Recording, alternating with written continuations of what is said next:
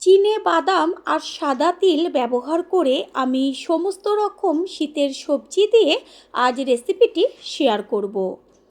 যে কোনো সবজি দিয়েই আপনারা এই রেসিপিটি তৈরি করতে পারেন, তবে রান্নার পদ্ধতি কিন্তু একই থাকবে।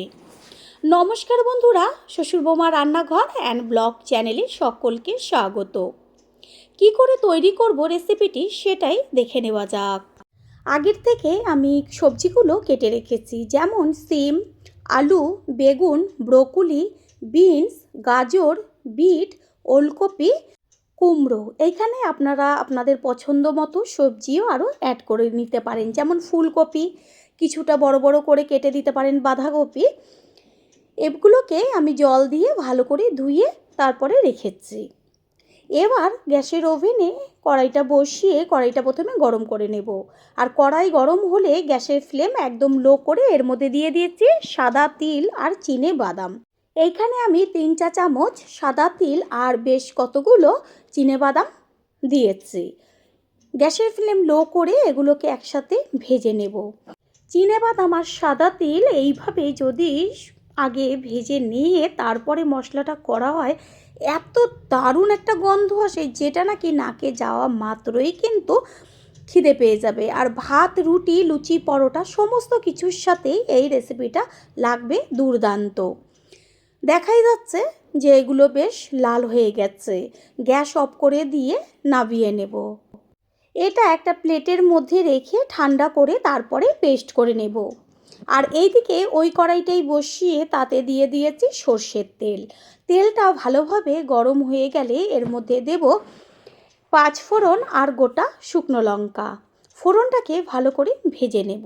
ফোড়নের থেকে যখন সুন্দর একটা গন্ধ বেরোবে তখন এর মধ্যে যে সবজিগুলো আমি কেটে ধুয়ে রেখেছিলাম সেই সবজিগুলোকে এইখানে দিয়ে দেব। সবজিটাকে তেলের মধ্যে ভালো করে ভেজে নেব। প্রথমে সবজির থেকে তো জল ছাড়বে, সেই কারণে গ্যাসের ফ্লেম হাই করে দিয়ে তারপরে বেশ সবজিটাকে ভাজতে হবে। যখন দেখবেন জলটা টেনে গেছে তখন গ্যাসের ফ্লেম লো করে দেব। এই পর্যায়ে কিন্তু কোনো রকম হলুদ বা লবণ আমি ব্যবহার করব না। দেব ঝালের জন্য বেশ কিছুটা চিড়ে নেওয়া কাঁচা লঙ্কা। তারপরে একটু বাদে বাদে খুন্তি দিয়ে ভাজাটাকে উল্টে দিতে হবে, ভাজাটা যেন ভালোভাবে হয় আর নিচের দিকটা লেগে না যায়। এখনও আমি এর মধ্যে বেগুনটা ব্যবহার করিনি, যেহেতু বেগুন সিদ্ধ হতে বেশি সময় লাগে না। সবজিটা অনেকটাই মজে গেছে। এই পর্যায়ে এর মধ্যে দিয়ে দেব কেটে রাখা বেগুনগুলো। বেগুনের সাইজটা আমি একটু বড় রেখেছি। বেগুনটাকে সবজির সাথে মিশিয়ে নিয়ে ঠিক এইভাবে ভাজা হতে দিতে হবে। কিছুক্ষণ ভাজা হওয়ার পরে এর মধ্যে দিয়ে দেওয়া হলো বড় চামচের 1 চা চামচ আদার পেস্ট। আদার পেস্টটা দিয়ে সবজির সাথে মিশিয়ে নিয়ে গ্যাসের ফ্লেম লো করে ভাজবো। সবজির থেকে সমস্ত জলও টেনে গেছে আর সুন্দর ভাজাও হয়েছে। এই পর্যায়ে এবার এর মধ্যে ব্যবহার করব স্বাদ অনুযায়ী লবণ আর কালারের জন্য হলুদ গুঁড়ো। আর কোনো রকম মশলা আমি আর এতে ব্যবহার করব না। সব কিছু ভালো করে মিশিয়ে নিয়ে তারপরে এটাকে আরেকটু ভাজতে দিতে হবে। রেসিপিতেই প্রথমেই বলেছি যত ভালো ভাজাটা হবে তত কিন্তু রেসিপিটা টেস্টি হবে। গ্যাসের ফ্লেম লো রেখেই ভাজাটা ভেজে নেব। ছোটরা তো সবজি খেতে একদমই পছন্দ করে না। তাদের যদি এইভাবে রেসিপি একটা সমস্ত সবজি দিয়ে তৈরি করে দেওয়া হয়, ওই যে গন্ধটা আসবে ওতেই কিন্তু তারা সমস্ত ভাত বা রুটি বা পরোটা খেয়ে নেবে। এদিকে যে আমি সাদা তিল আর চিনে বাদামটা ভেজে রেখেছিলাম এটাকে পেস্ট করে রেখেছি এইখানে।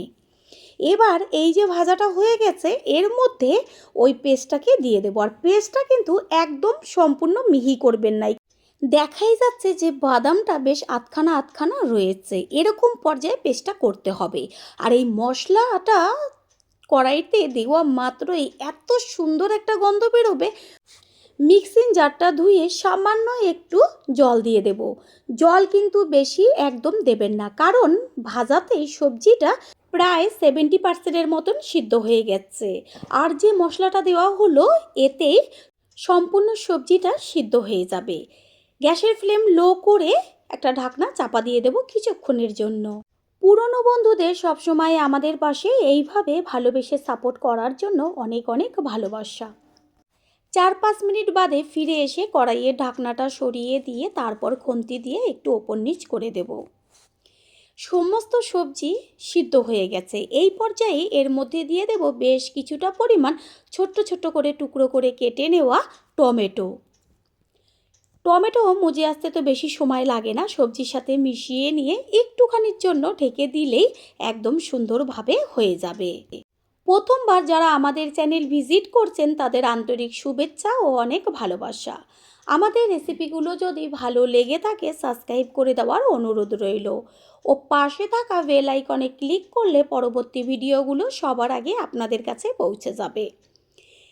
3-4 মিনিট বাদে কড়াইয়ে ঢাকনাটা সরিয়ে দিয়ে তারপর খুন্তি দিয়ে ওপর নিচ করে নিয়ে এর মধ্যে দিয়ে দিয়েছি টেস্টের জন্য কুচিয়ে নেওয়া ধনেপাতাটা মিশিয়ে নিয়ে এবার গ্যাসটা অফ করে দেব। রেসিপি একদম রেডি হয়ে গেছে। কোনো রকম এখানে মিষ্টি দেব না, কারণ কুমড়ো রয়েছে, বিট গাজর এগুলো একটু মিষ্টি, সেই কারণে আর মিষ্টির প্রয়োজন নেই। একটা ঢাকনা চাপা দিয়ে দেব। একটু ঠান্ডা হলে আমি খুন্তি দিয়ে সম্পূর্ণ লুকটা দেখিয়ে দিচ্ছি। কত সুন্দর হয়েছে। এবার একটা পাত্রে তুলে নেব। আশা করি রেসিপিটি ভালো লাগলো। আর যদি ভালো লেগে থাকে একটা লাইক, কমেন্ট, পারলে একটা শেয়ার করে অবশ্যই জানাবেন। আপনাদের দেওয়া একটা লাইক ও লাইকের পাশে থাকা হাইপ আর একটা শেয়ার আমাদের কাছে অনেক অনেক গুরুত্বপূর্ণ। All friend, thanks for watching my video. আপনারা সকলে ভালো থাকবেন, সুস্থ থাকবেন। আবারও দেখা হবে অন্য কোনো রেসিপির এপিসোডে।